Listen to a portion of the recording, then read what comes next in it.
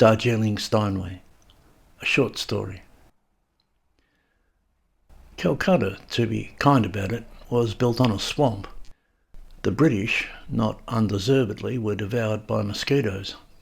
The officer class and their ladies fled into the hills. The tallest of all their stations was in the cool moods of lofty Darjeeling, straddling a high ridge that stares Kachanjunga, the mountain of 5 hidden treasures, right in the face. I'm wondering myself about mosquitoes, not to mention typhoid, dysentery and jelly belly, amongst other inconveniences, in my fevered delirium, travelling roughshod in a jeep with my girlfriend Christine up the precipice from Siliguri. "Do you feel all right?" she asked me, checking again.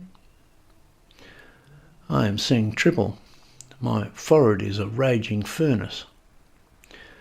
"Yeah, I'm okay," I say. In fact, the road up the mountain to the hill station is a panorama of wild hallucinations. I am guzzling down bottled water. There is a train that goes up the mountain. It is counted as a feat of British cunning. The officer class and their ladies needed easy passage up to 22,000 feet. Steam power found a way. The day we arrived in Siliguri, a snake pit built on a swamp, the train service was down due to seasonal landslides. The Indian Army was everywhere. Swamis in 4-wheel drives offered to traverse the treacherous ascent for a fistful of candy-clad rupees. We found a driver in a jeep. Sitting next to us is a man with a scrawny chicken. The road has no surface, the jeep has no suspension, and 2 foot shy of my side is a fall to certain death. Along the way are broken down vehicles abandoned in a gutter, peasants walking their cows, and intrepid Sherpas for whom a 22,000 feet climb is an easy stroll. The Sherpas make my fevery attention.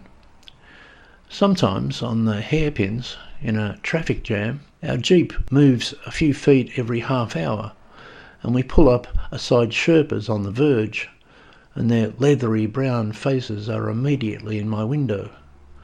They give me visions of the Raj.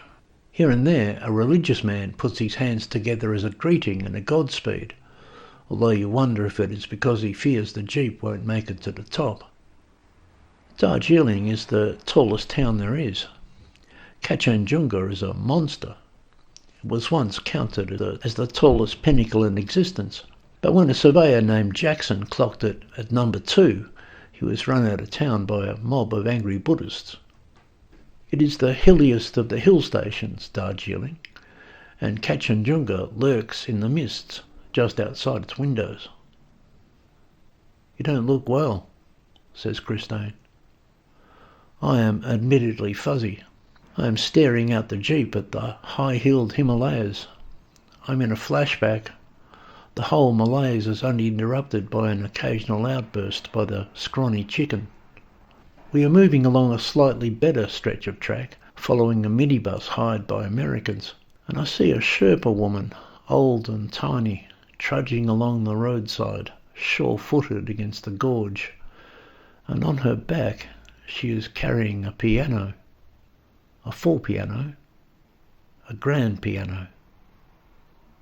How she even lobbed it upon her shoulders is a contortion of the mind. I watch her intently. Trudge, trudge. She lugs the instrument aloft. She hoists it against gravity. She only has 15,000 more feet to go. We drive past her slowly. I can even see her face and eyes. They are archaic and brown and shaped by mountainscapes long ago. I feel like a man from a totally different world. I take up lodging inside my fever for a moment. It is 1892. I'm a young British chap heading up to Darjeeling to sample tea. She goes by steadily, the tiny Sherpa woman, but when my eyes try to follow her in the driver's rearview mirror, she is not there. Did she topple over the cliff?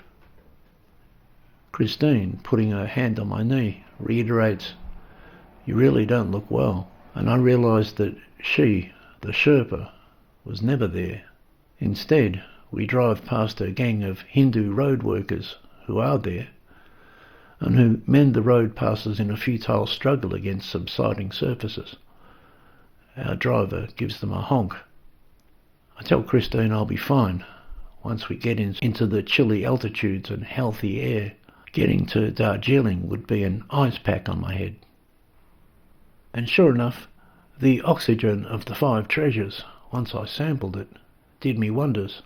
We arrived finally, scaling the second highest mountain in the world in a jeep, booked into our boarding room and rested. My fever went suddenly mellow. The last residues of Calcutta left my system. Darjeeling was thoroughly lost in clouds. This stirs hallucinations of a different kind, but they are gentle enough just to rank as innocent imaginings. Darjeeling lost in clouds is a labyrinth of terraces and stairways. Warm tea houses are cradled with Nepalese woolens. The streets are unspeakably steep. Commerce moves up and down on the Sherpa's back. We sit touristically and watch a local man going up a 30-degree incline with a blundering bag of mountain yams on his shoulders, step by step, through the heavy white vapours.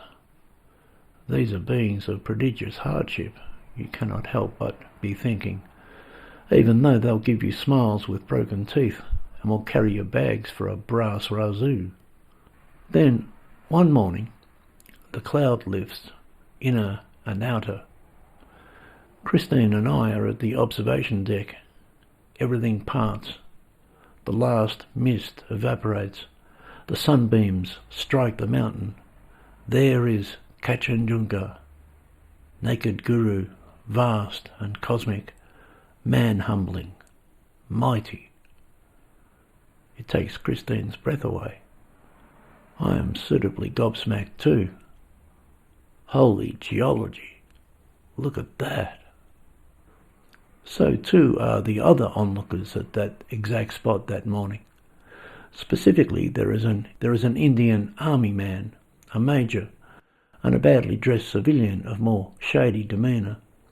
The shady character is so struck by the mountain face he reaches in his pocket and lights a cigarette.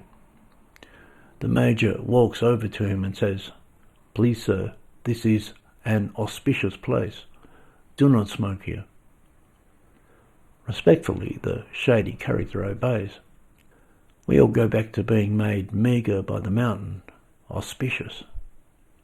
In a short while, though, the major yields his pocket camera and asks if Christine and I might snap him standing in Kanchenjunga's massive imposition.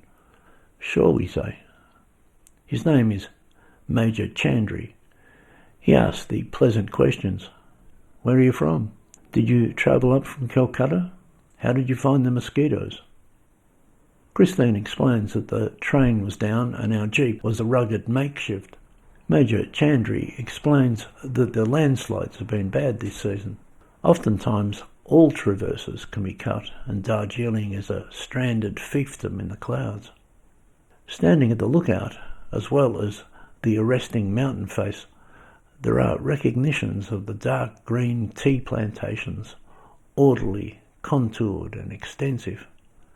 The brisk air and thin light turns the camellia nicely psychotropic. Speaking of which, Major Chandri soon invites us to the exclusive Raj Bhavan, where officers retire for tiffin. British officers retired there yesterday. Today, their Indian counterparts retire there in an equally formal mood. A club of old standards, the Raj Bhavan remains the centrepiece of Darjeeling snobbery and fine taste. They serve a fine tiffin. Major Chandri is an inquisitive man. He speaks sterling English and has been abroad. He and his platoon are positioned in the hill stations to squash any agitating Gurkhas. Will you be travelling on to Kathmandu overland? He wonders. Would we be crossing any international borders? Christine explains our intention to make it back to Smelly Delhi. At this, Major Chandri makes it clear he was not a city-loving man and preferred the India of lofty peaks. He knows the history of the mega monolith. Kachanjunga was first climbed by two Britishers, he relates. May 25th, 1955. Joe Brown and George Band. But they promised the Chogyal, the Buddhists, they wouldn't set foot on the summit, and they stopped short by 20 feet. He then tells you that this is a tradition. No climbers since have defied the summit top. The Buddhists say there are 5 sacred treasures hidden there, crowning Kachanjunga. Amidst this, admiring the olden ambience and Victoriana trimmings of the club and its views into the white-tipped distance, and sipping on an oolong, I noticed the piano centre floor, a Steinway, majestic. I say to the Major, "That's a very fine piano." He looks around at it. "The only piano in Darjeeling," he says. He knows its history too. "But it's been here since 1892, he relates. The British officers and their ladies were pining for some Chopin. It was manufactured by order in Germany, and was then brought out from England by ship to Calcutta. The question, though, was how it was brought up to a high plateau in the Himalayas. This was before the railway. Many famous fingers have tickled its ivory scales over the decades, the Major likes to add. Most recently there was some Bollywood heartthrob he assumed we knew, who had played some show tunes from her many movies. Christine can play a tad piano, but she has never played a Steinway. The Major gives her a nod, but all she does is stand up, walk over to the instrument, play middle C, and walk back again laughing. The Major then relates one of his favourite local legends. It is a story often related over tiffin at the Raj Bhavan. They say, he says, that an old Sherpa woman carried this piano on her back all the way from Siliguri. The proper response to the story is to be amazed. "Really?" I say. "I wouldn't be surprised," says Christine. "In those days, everything had to be carried up the mountain," the Major explained. "Somebody carried it up here?" I don't say so, but I might have said, "Yes, I saw her, the Sherpa woman, on the roadside, on the inside of a fever, coming up the mountain. Her face and eyes were archaic and brown and shaped by mountainscapes long ago." I had a sudden appreciation of the woman. What was I? What toil for tender music? I relived the trudging vision, only 15,000 feet to go. She was made of mountain. She was tectonic, a hook in the stone, one of the relentless, ever-inching ghosts of granite. And evidently, she is still hauling the piano on her back, on the inside of fevers. What is even more impressive, I am thinking, looking at the Steinway, is that there is not a scratch on it. It is practically pristine. And they say, added the Major finally, giving us the end of the legend, that when she reached Darjeeling, the piano was still in tune.